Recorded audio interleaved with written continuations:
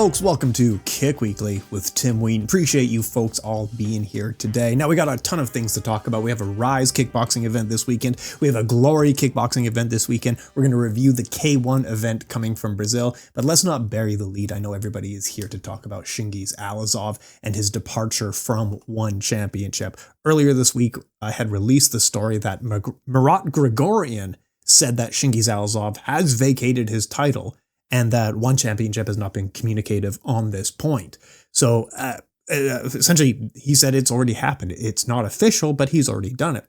We went and spoke to Chingiz Allazov, and he said, yes, that is correct. I have vacated my title, and I'm looking to leave One Championship. He wants to leave One and leave his title behind, but he is looking to continue kickboxing.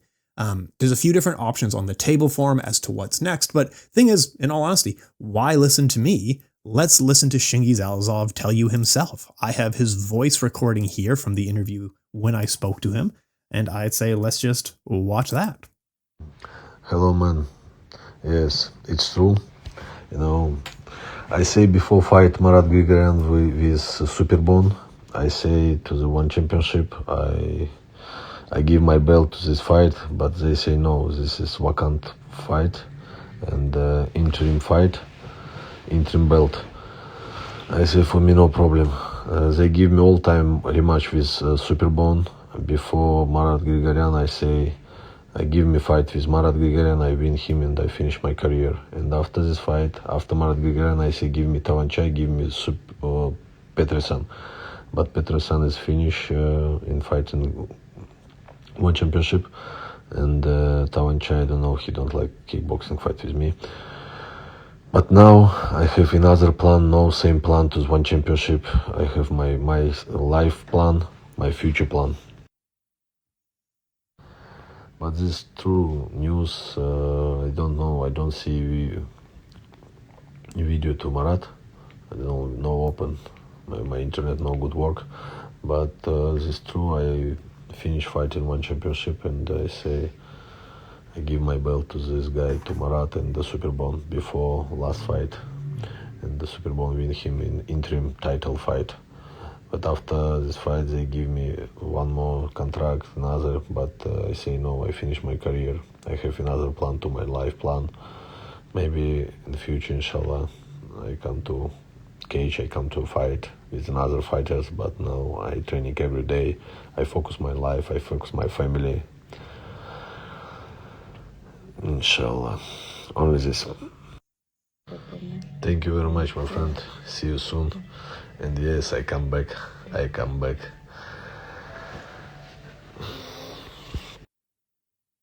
Yes, and I see news about Murat Grigorian say about fight with Tawanchai.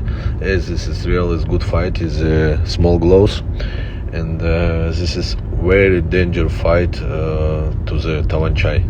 Tawanchai now ready to fight with Murat Grigorian. Maybe Murat is ready to fight his mental. He have his real power hand, and he all time go to forward. I say about this fight is very hard to the Tawanchai, but to the Murat this is good fight, and maybe he wins this fight. For me, Murat is better to Tawanchai, to small gloves, and he all time is go forward. But maybe you send in the internet and say about I wish all the best to all fighters in One Championship, and I say to thank you to One Championship. I have respect to all team One Championship and Chatri.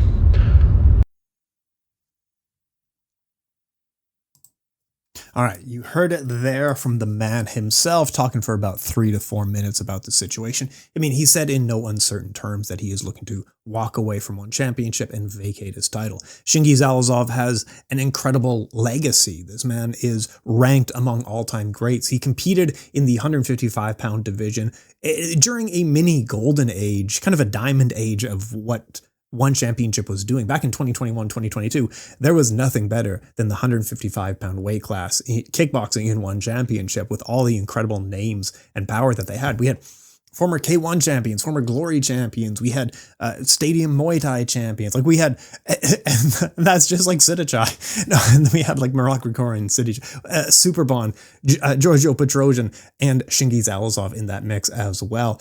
And he was the man who came out in top. He won the Grand Prix, and then he was able to defeat Superbon, able to defeat Marat Grigorian.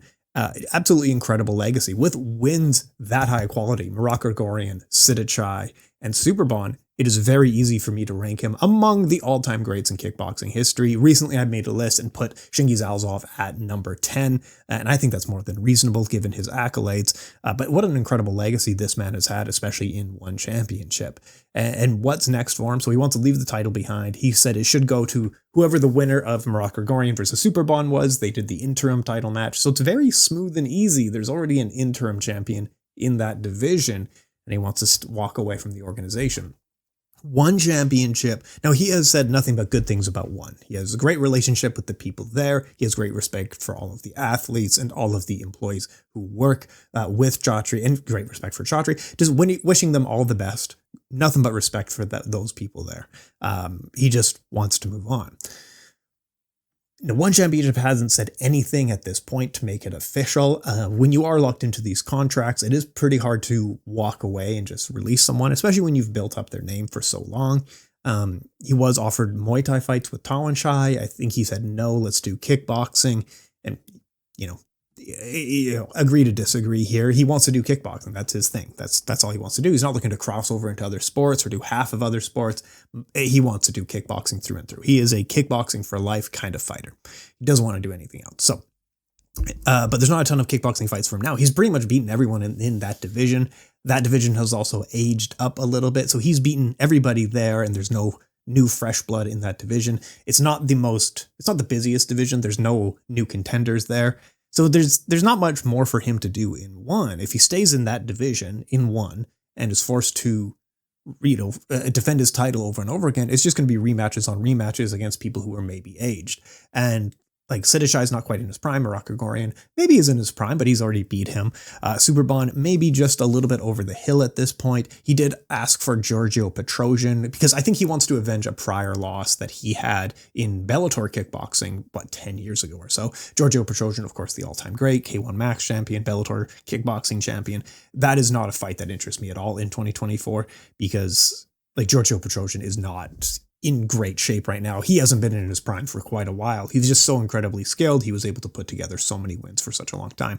I mean, is just watching an old man out of his prime lose to Chingiz Allazov. So that fight doesn't really interest me. Does he move on from one, and what does he do? So we don't entirely know what's going to happen behind the scenes, whether or not he is able to walk away from one championship. Their contracts are quite tight, as we had seen on Bloody Elbow. Back when they did that major podcast on it, it is very hard to walk away from one championship. And you quite often, some fighters you have seen get put in one championship contract prison, like Panpayak has just never fought. Sage Northcutt, he's haven't seen this guy for a long time since he openly complained about one championship. You're in one prison now. Tons of other fighters I have spoken off the record, so I'm not going to say their names or anything, but they are looking for options of, is there a way out of a one championship contract, especially if you're not able to get fights every 3 months as an MMA fighter or 3 months as a kickboxer. If you're not getting those fights, you're not getting paid. So anyway, now we just saw Rainier de Ridder, the former 2-division champion, former unbeaten fighter from one championship. He just competed in UAE Warriors, got a really quick, slick submission. Apparently he's not out of his one contract. He just went and fought anyway. He's still under contract with one, but he just went and fought in Dubai. So we don't entirely know how all these things work. He is probably in breach of his one championship contract. It is a matter of just challenging this. Who comes out on top? Are those contracts pushable? If you're fighting in Dubai as a citizen of the Netherlands and it's a contract in Singapore, dude, I have no idea. Come on, I don't know those things at all. But when we spoke to Chingiz Allazov last year, what he was hinting at is, I want to walk away from one. So this isn't anything new. He's been talking about this for about a year now, at least. He said, I want to walk away from one because we want to be fighting in places like Russia, Belarus, Central Asia. And it sounds like he was going to be working with those same organizations that Artem Vakatov was competing in as well. Some of these very, wealthy Russian people who are willing to pay him. But over the last few weeks, he's changed his tone a little bit to almost hinting he wants to compete in Japan once again. He does have a prior K-1 Grand Prix victory in K-1 before he was working in One Championship. He knows the promoters there quite well. Does he go to K-1? He hinted at it, and now his management team today has been hinting at it quite a bit more, posting pictures of when Chingiz Allazov was competing in K-1. And I'm getting hinting texts from other people just kind of pointing to there might be a little bit more to this K-1 story than initially meets the eye. I can't get confirmation on it, but right now it is heavily rumored that Chingiz Allazov is looking at K-1, and their freshly appointed, that newly minted, really nice and crisp 155-pound division that they just had the K-1 Max Grand Prix a little while ago with people like Stoyan Korplevinsky, Buakaw was in it, tons of other talented fighters, but they have the start of a really impressive weight class there. It's also very good timing as Glory is closing their 155-pound weight class. Rise has a not bad. It's okay. So it's really all signs are kind of pointing to, if you want to stay competitive in this division and what organization is interested in you and that weight class, it's definitely K-1. K-1 wants him in that division. I imagine he wants to stay competitive and get paid. And it sounds like he kind of was leaning towards Japan the last time we spoke a little while ago. So I haven't got confirmation on whether or not that story is true. K-1 hasn't told me anything. Chingiz Allazov hasn't told me anything. But right now, the heavy rumor is he is at least speaking to K-1. And again, where does that go? Is he still locked up in One Championship contracts? How does that whole thing work? He is still a sitting champion. I don't have the answers for you folks. You know as much as I do in this case. I don't know if you can just go fight illegally in breach of your contract and maybe either pay a fine or just avoid it. I don't really know what's happening. I don't know how Rainier de Ridder did it. But yeah, there are other fighters who are kind of looking at this situation and like fighting less than once a year is not ideal for them. So they were talking about how to get out of it. And again, I won't name names. But yeah, Chingiz Allazov, he just says, I'm done with one. It has nothing to do with money. He and his family have plenty of money. That's not an issue at all. The guy just likes kickboxing. That's it. He wants to stay active in kickboxing as much as possible, challenge himself, no longer work with One Championship, potentially look at fighting in Russia or K-1. But yeah, we'll see what happens here. Potentially with K-1, he may not be in an exclusive contract as well. So he can compete in K-1 and while still fighting in organizations in Russia as well. I'm not entirely sure. I assume that's negotiable. Because they're probably not going to lock him up too tightly. I don't know. We'll see how it happens. But yeah, we might get Chingiz Allazov, not against Giorgio Petrosian, but against Buakaw later this year in K-1. Who knows? I would expect it to be right away Stoyan Korplevinsky versus Stoyan Korplevinsky right against Chingiz Allazov right away here. I think that's a really good fight to make. How much fun would that be? Probably some New Year's Eve action is my suspicion here. But I'll keep updating you folks as we go along, whether it be on Low Kick MMA or Combat Press. Hopefully I have some news for you folks soon enough here once everything is confirmed. So that is the Chingiz Allazov story. You heard from the man himself here. You know everything that I do on this. We don't entirely know what's going on with One and K-1, but folks, as news comes in, I will keep you all up to date. Oh, they do have a press conference coming up on September 2nd.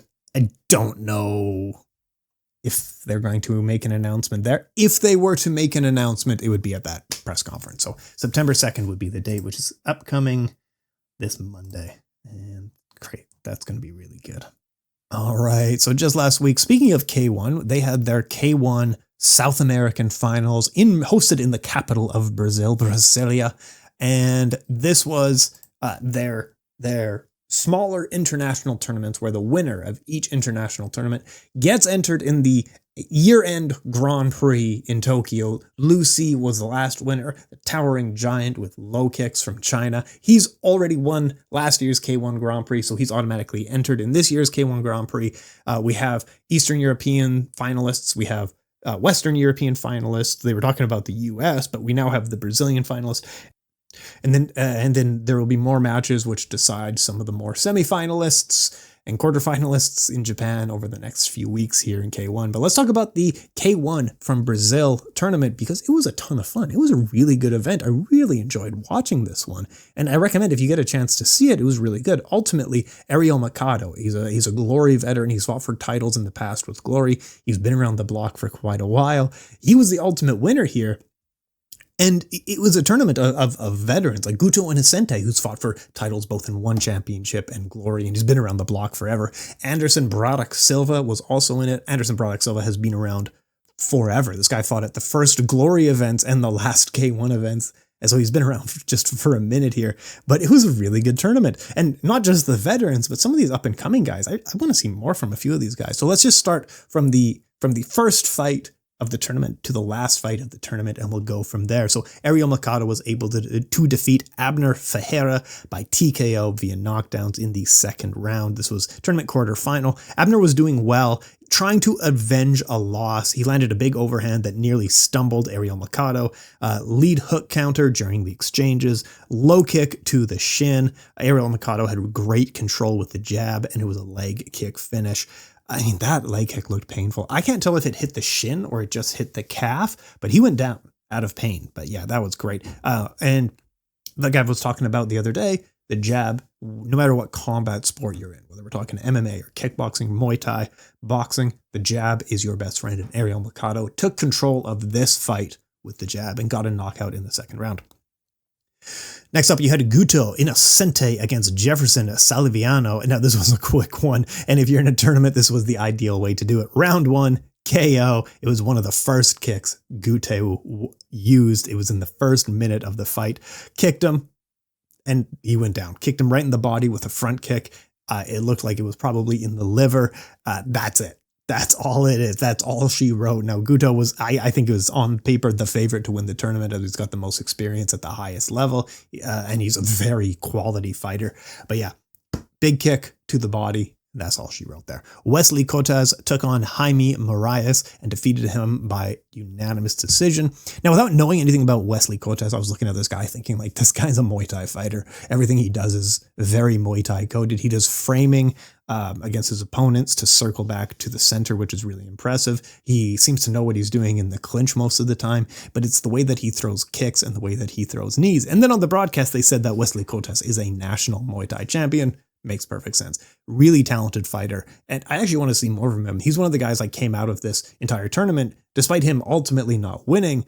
He's the guy I want to see the most from. So Wesley uses length really well. He is so long. Backs up, frames, circles back to the center. If you get in close against him, so he's using his length, but if you manage to get in close, he's got a bunch of knee attacks to the body that he likes to use.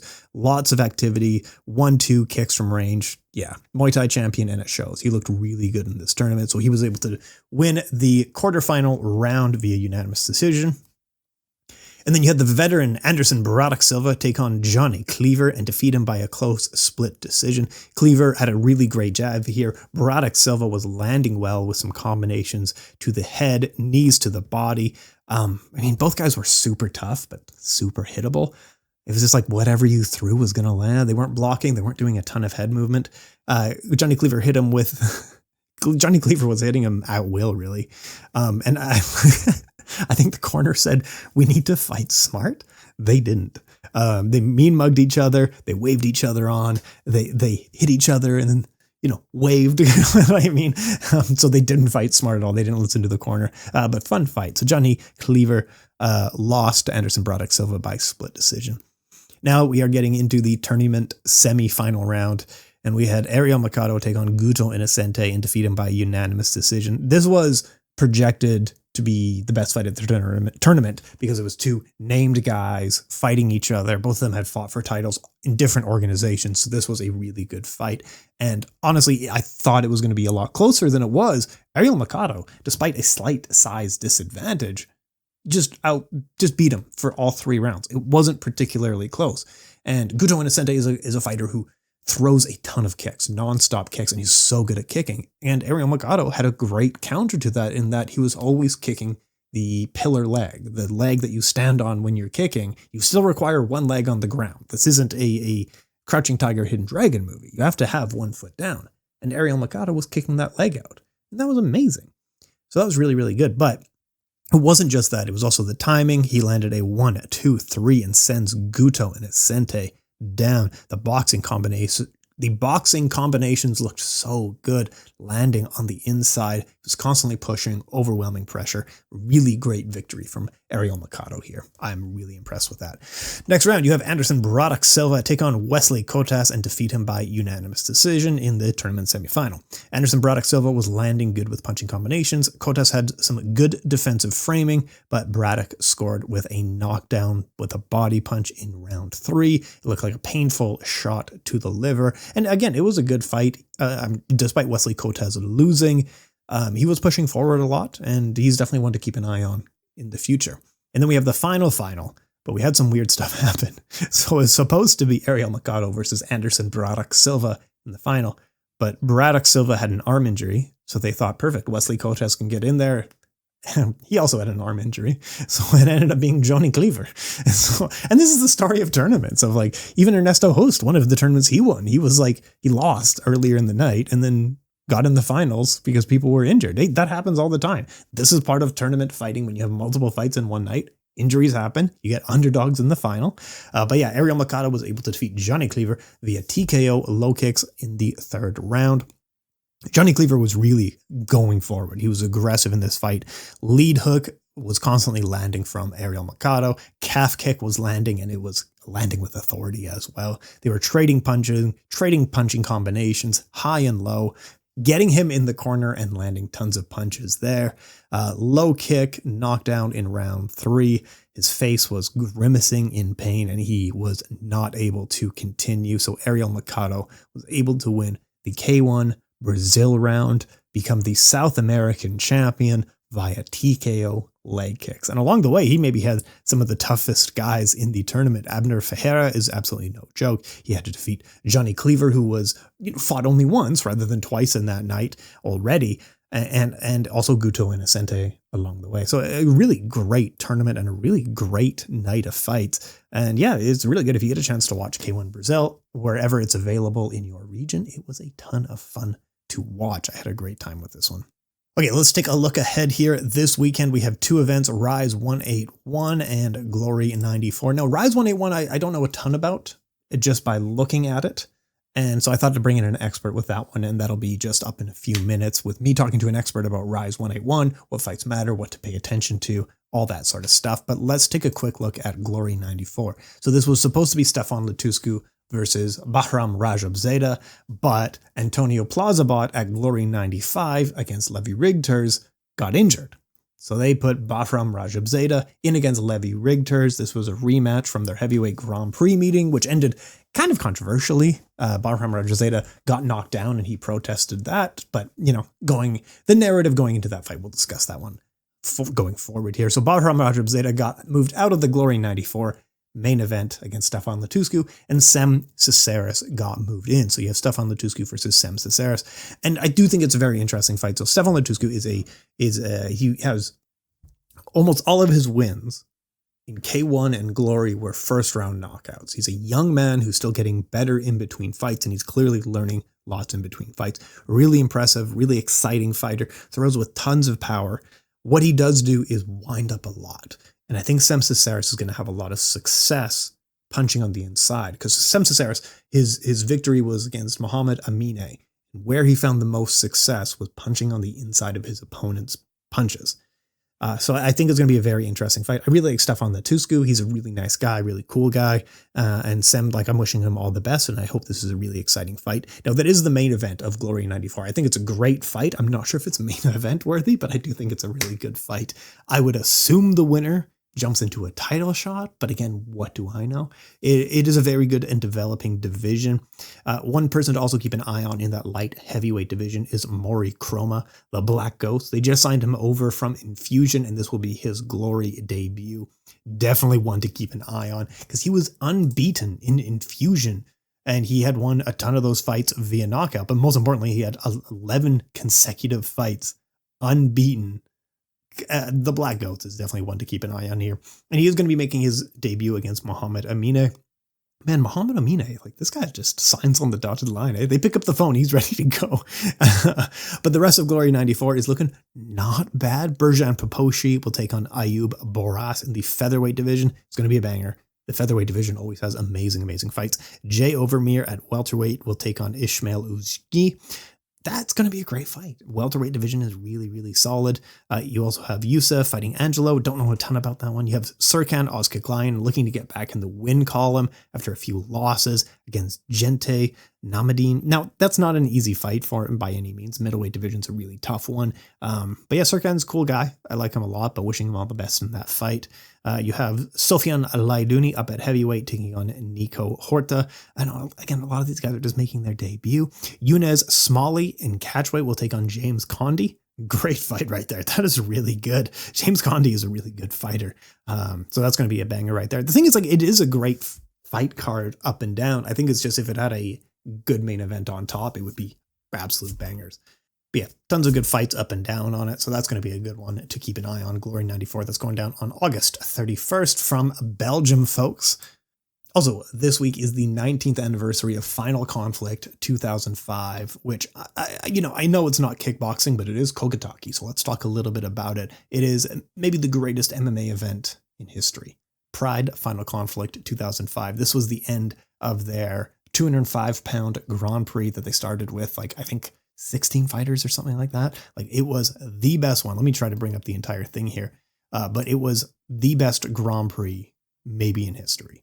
This is one of the best ones ever. So you had, starting with Kazushi Sakuraba, Dong Sik-yoon, Ricardo Arona, Dean Lister, Kazuhiro Nakamura, Kevin Randleman, Wanderlei Silva, Hidehiko Yoshida, Alistair Overeem, Vitor Belfort, Igor Vovchanchyn, Yuki Kondo, Antonio Rogerio Nogueira, Dan Henderson, Mauricio Shogun Hua, and Quinton Rampage Jackson. Now, what an incredible lineup.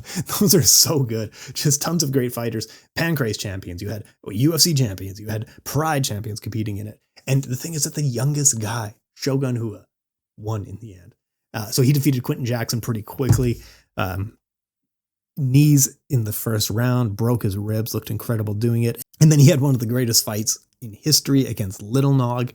Absolute back and forth war, and one of my favorite fights to rewatch. It was such a banger from bell to bell, and I think he was only like 23 years old at this time or something like that. Absolutely insane. But then we finally get to Final Conflict 2005, which he's going to have to fight twice to get to the finals, and he opens against Alistair Overeem, and typical Alistair Overeem is winning the fight, and he's way ahead in the fight. He's got like full mount and stuff. And then typical Alistair Overeem, front runner syndrome, as others have talked about, just starts to lose the fight, and he just doesn't look great. So Mauricio Shogun Hua knocks him out in the first round here. And then this is followed by Ricardo Arona defeats Wanderlei Silva in a very, very boring fight. Now, that was a big deal at the time because Wanderlei Silva was the long reigning champion of this division. And it was also a chute box versus Brazilian top team match. So it was a little bit of a bad blood match here. And then in the finals, you have Ricardo Arona against Shogun Hua. And again, it's Brazilian top team versus chute box once again. Ricardo Arona just defeated your sensei, Wanderlei Silva. So it's a nice spot of revenge here. He goes for like a tornado spinning kick and misses and just looks ridiculous. He gets taken down, but then tries an omoplata. Like, you're not going to get an omoplata against Ricardo Arona. That's insane, bro. But then Ricardo's on his back. He steps through trying to land a stomp, but just slightly misses, and then gives him some hammer fists from hell. And it was a moment that changed the landscape of MMA. That was a passing the torch moment. The new generation has arrived. A guy who was both relentless, he was powerful, he was strong. He had both jiu-jitsu and Muay Thai in his background. And then, of course, Shogun Hua goes on to be a UFC champion as well.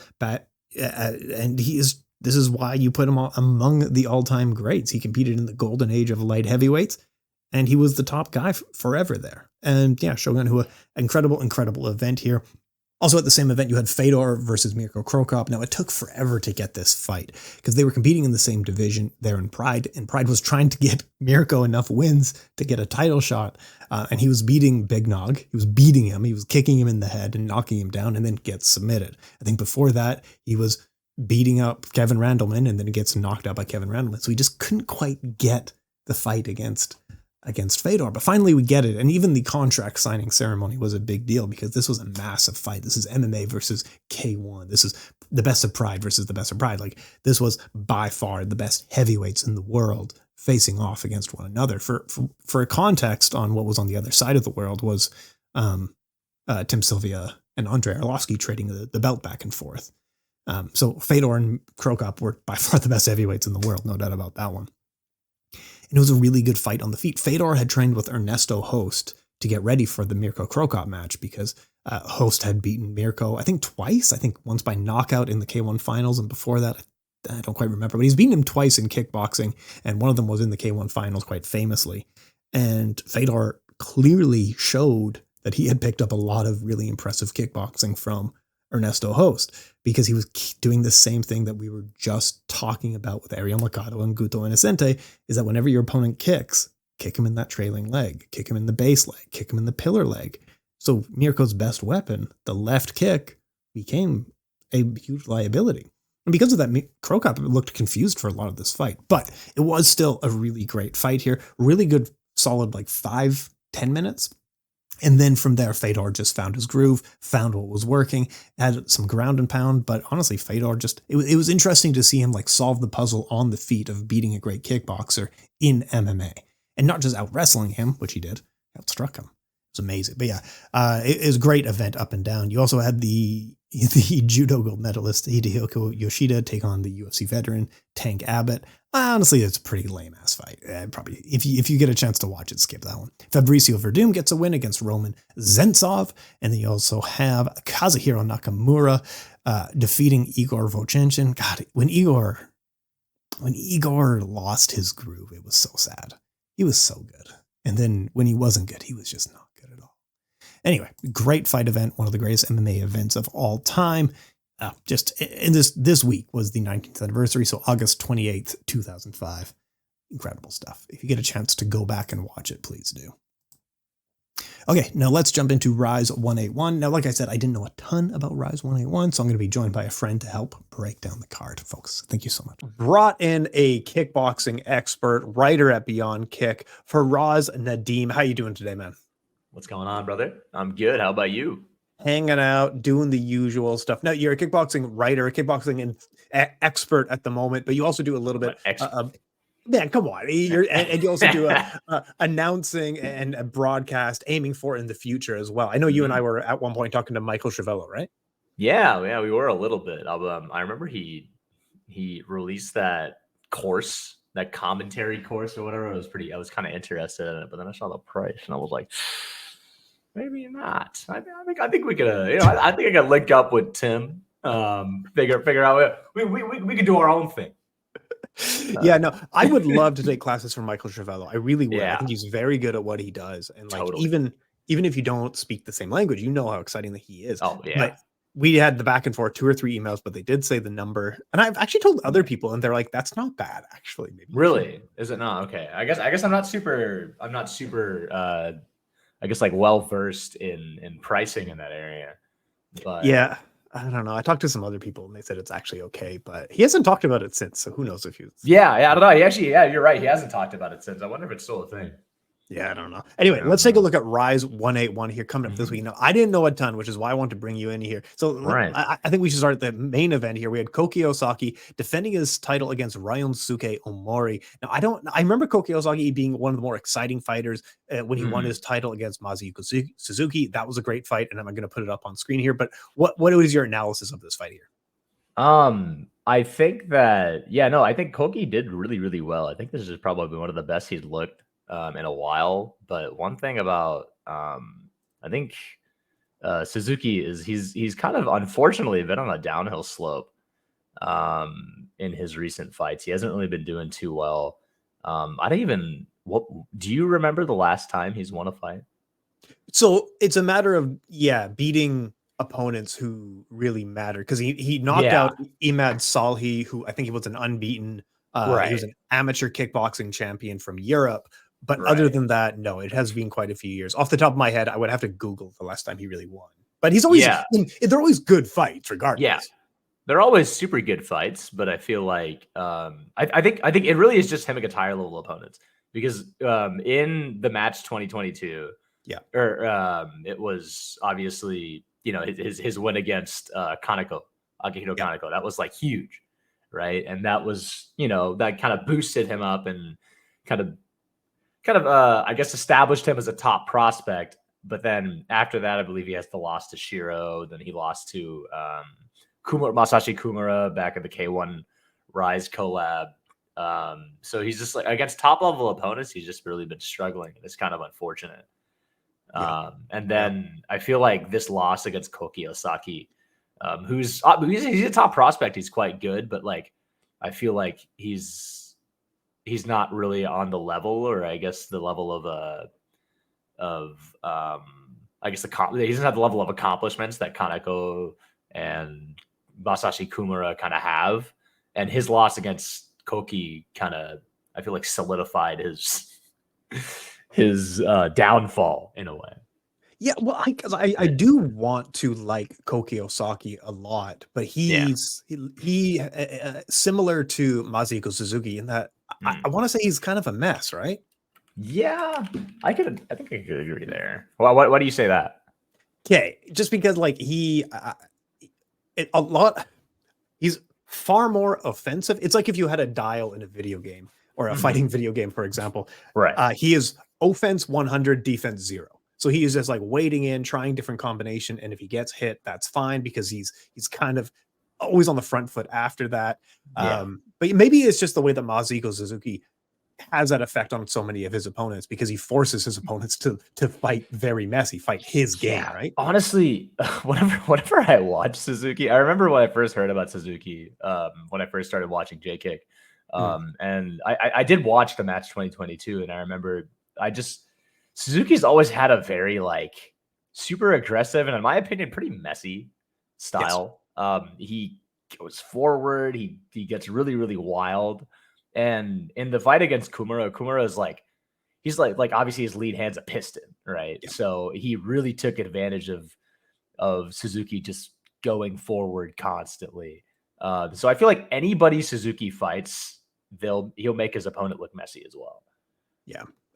Maybe that's it. Maybe that's it. And I've heard a lot of people say, because I've always said Koki Osaki is the less talented Kazuki brother, or sorry, less talented Osaki brother. And a lot of people disagree with me and say he's actually really talented. So it is just a matter of the Masahiko Suzuki effect makes everybody messy. Because a lot of people are really high on him. How do you rate him? I mean, I know he has some pretty good wins, but I guess He's not really one. I think it really is mainly just his brother kind of overshadowing him, because whenever I think Osaki, I always think Kazuki, right? So I don't really pay attention to Koki too much. I feel like and I feel like Rise kind of like they kind of use Koki as an afterthought too, in a way. Like whenever Osaki's on the card, it's always a really, really big card, and I feel like Koki really only headlines and like main cards on cards like Rise 181, where it's not like super high level, or it's not super hyped up. Man, it sucks because I really like Rise, and I've liked the strong 2022, great 2023. This year has been kind of a letdown, and Rise 181, like you and I work in the sport pretty actively, and like I think this is why I was like, can someone join me? Because I don't know half of these people, and I work here. Yeah, no, I mean, honestly, it really is only the first two fights that I feel like I know pretty well. And even then, like the second fight is like Tenshi Matsumoto versus Jin. Jin, when I first saw Jin, I was like, oh, it's Jin Mandaroko. That should be a good fight. But then I saw it was the other Jin. It's a different Jin, yeah. So so I remember, Jin Mandakoro, really good fighter. Make sure to check him out. Jin, was he just brought up from amateurs and like made his Rise debut recently? Because he's only this is what I mean. This is the co-main event, and you and I are like, who's this guy? Yeah, like we don't. I think I'm looking at his record right now, and it looks like he has a loss against Ryujin Nasukawa, Tenshin's little brother, and then Momu Tsukamoto, who is another name that I recognize. But other than that, I really don't recognize any of these names. Yeah. But wait, let's jump back to the main event before we trash the rest of the card here. So Ryan Suke Omori, I guess he's the top contender, but again, just like you were saying, not a ton of experience overall in kickboxing and not a lot of notable wins. This is a display fight for Koki Osaki, right? I think so. I think it's probably going to be a fight that he wants to like really. I think you know what I feel like. I feel like Rise might want to put him against like whatever they do the K-1 collabs again. I feel like Koki would be a pretty safe choice for Rise, and I feel like with this he's just really trying to shoot himself up there because right now I know he holds a belt right now. Koki, is this? Yeah. So this is for that belt. Yes, yeah, the 60 kg belt. Yeah. So or sorry, the 55 kg belt. Yeah. So I mean, yeah, and I guess other people, obviously K-1 has a lot of really good 51 kg or 55 kg fighters. So maybe this is a setup fight that's leading up towards another K-1 collab. Because I feel like Koki fighting Ryunosuke Omori right now kind of shows Rise's kind of lack in this division, like in the 55 kg division, if Ryunosuke Omori is the person that he's fighting for the title, then I feel like that just kind of speaks to their division in a way. No, yeah, and I see that, and like I get what you're saying, and I agree with you because this is kind of the display division of K-1 from Takeru Sagawa to Yoshiki Takei, and then now it's Akihiro Kaneko who won it off of Masashi Kimura. Wait, was Kaneko in some hot water just this last week? I couldn't find a ton of info. Oh my gosh, yeah, no, Kaneko's in some really hot water right now. He, I think it's like pretty much what happened. It's a gym bully incident, but also just like to the extreme because apparently what he was doing, I think he was kind of like controlling this gym mate's like life in a way. He was. First of all, I think he was like abusing him. There's actual and the reporters have like receipts, there are videos, there are texts online and everything. There's videos of him just basically using Kaneko using this guy as like a punching bag. And then along with using him as a punching bag, he's online. Basically, the guy is checking in with Kaneko constantly, and Kaneko is making sure that he's working, and then he's taking the money he's taking his income essentially. So I mean, it's what? Okay, what is he taking his money like as a manager, or what the heck's this about? Yeah, I don't really know. It's honestly, it's kind of disturbing because he's basically just controlling this guy's life, and also just kind of taking his money. So I guess he can't really come up and go anywhere. So, but it's a weird thing. So in a lot of J-kick training, that's almost standard of like, you're going to get beat to shit for some reason. Even like Frank Shamrock back in the day, he talked about like, I was killed. They broke my ankle and then choked me unconscious. And then I woke up and they choked me unconscious. That's a very typical thing. The money control. I'm not excusing it, by the way. Yeah, of course. Yeah. No. Therefore, it's okay. Keep doing it. Tradition. The money controlling thing. This is a really weird situation. I can't imagine. Because that's what some people at Beyond Kick were saying as well. Like, oh yeah, this is like a gym bully incident. This isn't that bad. But then like when you get to the other, like there's a specific article that everybody's looking at. It's like when you get to the fourth page, it gets into the the life management, the taking the money, him checking in, and that's where it gets like this is something different, and this is not okay. Which is I don't really know how this is gonna affect the next K-1 card, but I don't know. It's just really disappointing. Yeah, and I can't imagine he's going to come out the other side of this looking good, because I can't imagine at the end of the day they're like, oh, whoopsie. Oh yeah, whoopsie. I'm just controlling somebody's life and using them as a punching belly. It's just something. It's really hard to glaze over. Yeah, and I think that there is a lot of stories like this. Like reading Ken Shamrock's book, he was talking about back in Pancrase, like they lived at the gym and they had to serve the masters, and then they had the amateurs come in and we just beat the shit out of them. Like there's even accusations that one of the main pancreas guy murdered like one of these amateurs that came in, and like so the author Jonathan Snowden reached out to the gym and they're like, yeah, no, man, that's not a true story at all. But like, yeah, that's the thing of like this goes way back, and it's a weird gym culture, isn't it? Yeah, no, I feel like, I mean, JK Japanese gym culture has always been really, really bad. I mean, obviously, like, I think it's been getting more into the spotlight because, who is that? Lawrence Kenshin, when he remember when he posted that video of Yuki Yoza? Yeah. Yeah. So that I think that kind of brought him into the spotlight, and then Takadu becoming more, known on the global scene because of one and his sparring methods, where he just gets into a box and spars like a chain guy and Takumi Terada. Chain guy's cool. Fuck off. I love Chain. I love Chain guy. He's hilarious. But I would say that like at least those guys are pretty experienced getting in there. That not on Takadu's level, but those are great fighters. We're talking about Kaneko fighting. Kaneko's like beating up an amateur basically. Yeah, like an amateur. It's not even like he's not a fighter. I don't even think he's an amateur. He's just a gym goer. That's bad. And it's not even like they're sparring. If you look at the video, literally the guy just has his hands up like this, and then he's just using like he's literally just hitting him in the stomach. Okay, all right. Yeah, so it's not even like they're sparring. He's literally just taking it. So it's really like I don't know. I remember when I first read this, I was like, man, we can't have anything in JK, huh? Like, like the 55 kg division is my favorite division ever. Every fighter, there's Kaneko, there's Masashi Kumura, there's like Toki Tamaru got into the mix. Like there's so many potential fights there. Yeah. It was so good, and then this happens, and I'm like, okay, is this gonna like ruin everything? Like, how's this gonna work?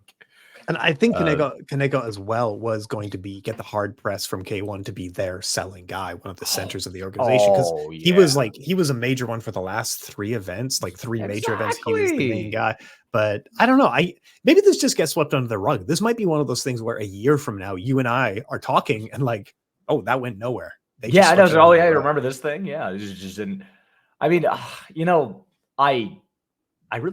I don't know how to feel about it because like I love the division so much, but on the other hand, this is really messed up, right? What is this?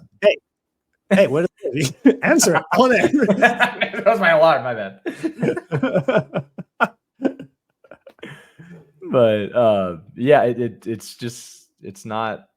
I don't know. It's really sad, and I hope it's like resolved in a way where I could still like Kaneko and the division still be there, but I don't know if it's gonna go down that way. Yeah, I don't know either. But let's get back into Rise here. 55 kilogram.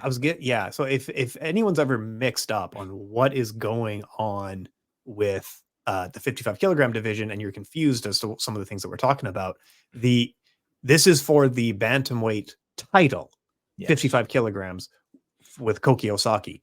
But he does not own the bantamweight 55 kilogram world title. Yeah, so it's the same weight class.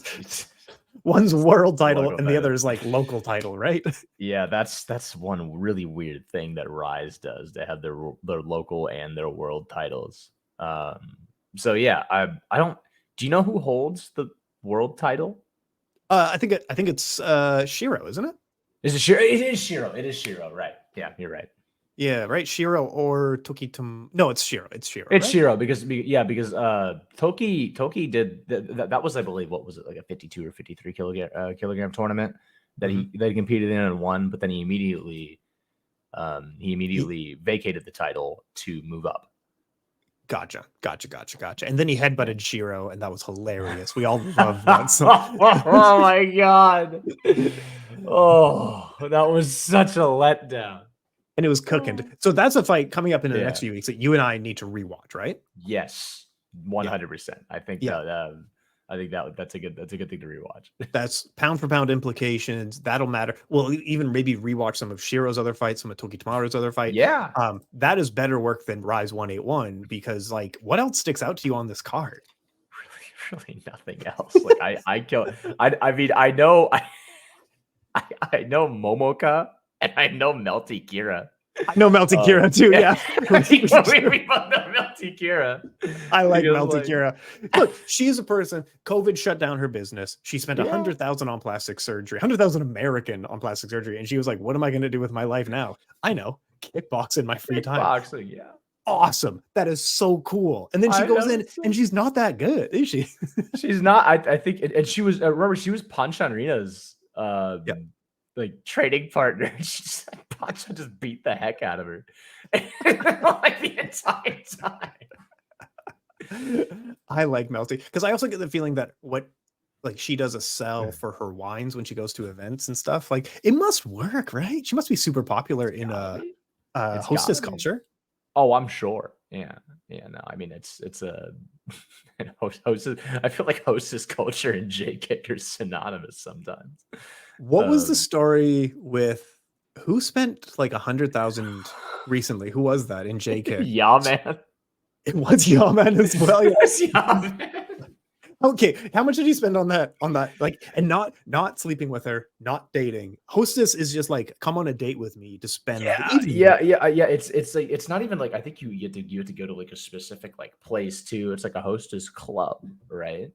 Yeah. But I think he was like this, so he just visits this hostess very often. Yeah. But then like he got her number and he was trying to hang out with her outside. So he was like inviting her to events. He made the. And I think recently what came out was like he apparently used his connections to get a reservation at this restaurant that's really, really hard to get a reservation at. But then unfortunately, it's like all the odds are against him. Unfortunately, the restaurant had to close because I think they didn't have the ingredients or whatever. So they closed the day of his reservation. Okay.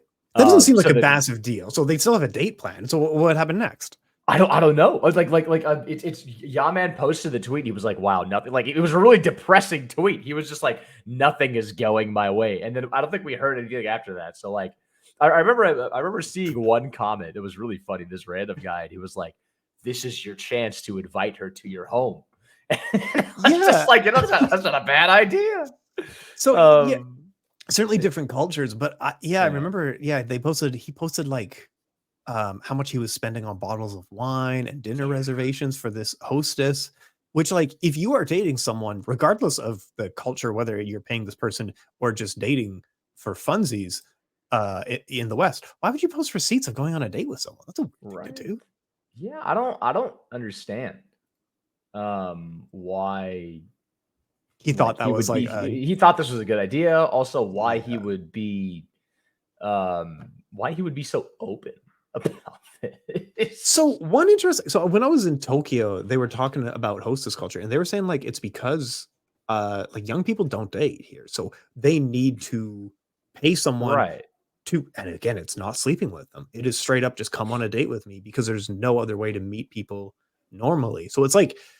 It's just a completely different cultural perspective. So we look at this as like a super weird thing, but I imagine he's talking about it because maybe it's fine. Maybe it's not a big deal. It's fine. I don't know. Like, I haven't really looked into the comments about like with the Japanese people, other than this is your chance to invite her to your home comment. But yeah, I don't really know if it's super normal in Japanese culture. But yeah, I do know that like, like there's a big problem with young people not dating, like having kids and everything. So it's I don't know. Yeah, it could be somewhat normal.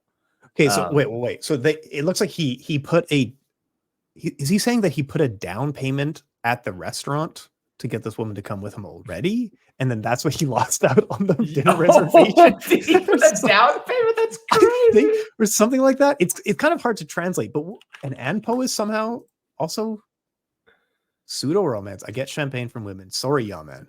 Is this the difference between? Man, there is so much drama going on in J-Kick right now, and it all looks really funny. Yeah, I think Yaman's taking the cake right now, man. He is really. I mean, so I don't know if you've watched his YouTube channel. No. At all. It's pretty funny. A lot of it is really just him like going out with like different girls. I think there's some hostess videos or whatever, and him doing some stupid stuff. So the tweet, he spent $10,000 US on a dinner date with this woman. That's what's so weird. Okay, go on, tell me more. Yeah, I'm baffled. But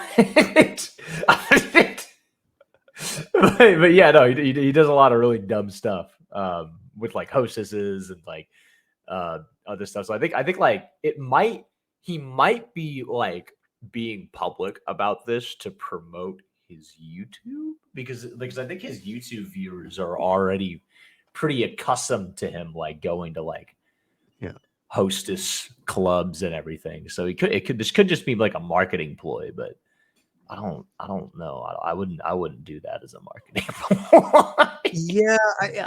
No, I mean, if it works, so whatever. If whatever's working for him, I mean, I don't know. And like, where's he getting his money? Because Shake Kick does not pay that much.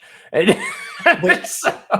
the day before, he posted another receipt, and this was just under 10,000 US with the same hostess. So he spent $20,000 just going out to dinner with this girl, but then he posted it publicly.